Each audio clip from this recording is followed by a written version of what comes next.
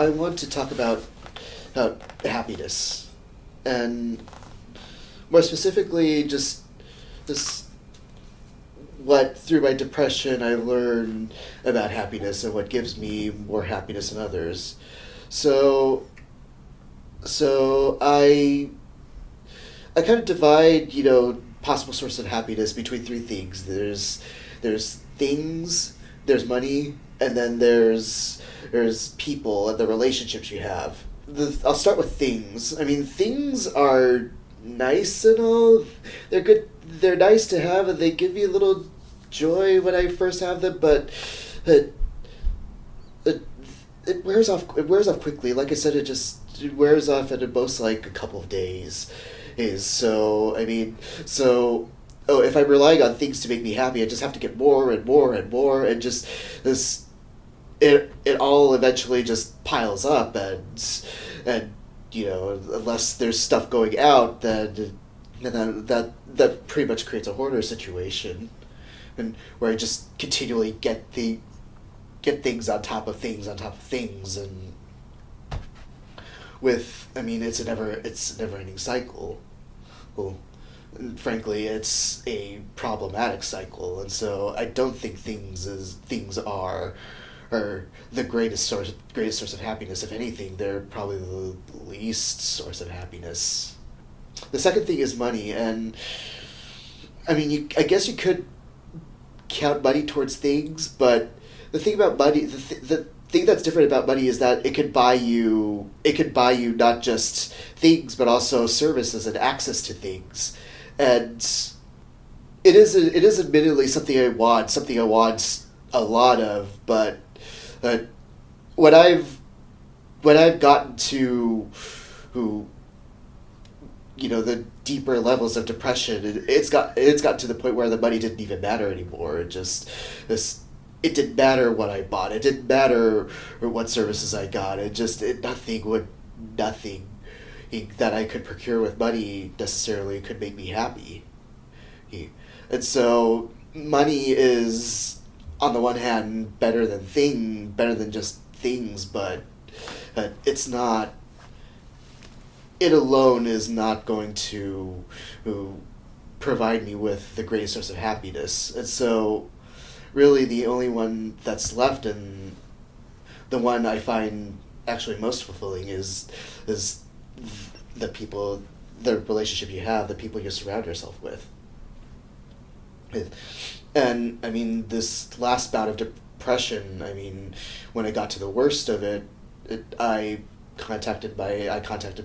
relied on friends, and I mean, they were helpful to an extent, but then I finally reached out and contacted my best friend who lives in Chicago, and he helped a lot, and just he helped me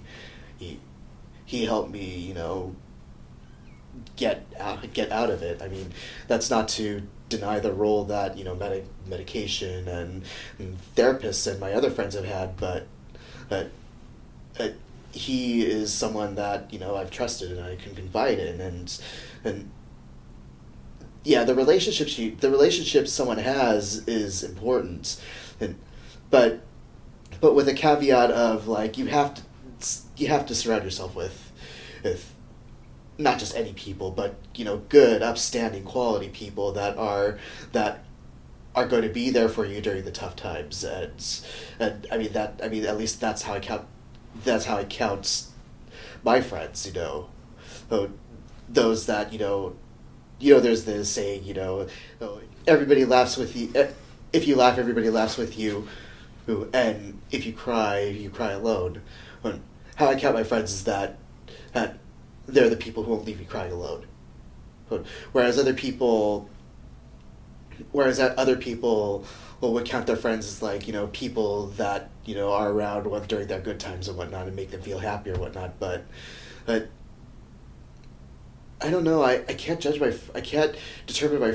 It's hard to determine my friends like that, because there are a lot of people that are just this fair weather, as in they're just around during the good times, but when when stuff hits the fan, that there's suddenly they're nowhere to be found, and that's no friend.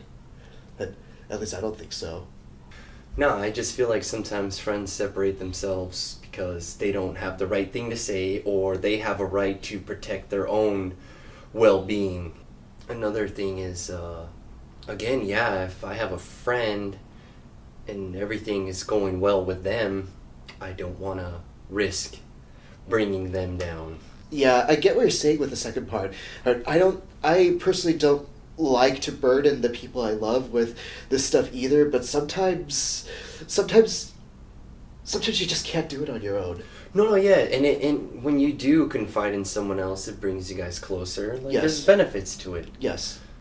Do you think it's healthier for someone to try to address their problems alone or with someone else? I think with someone else because, as at least from my experience, when I tried to dress it alone, oh, it's rarely, if ever, worked out. In fact, if it's usually made things worse.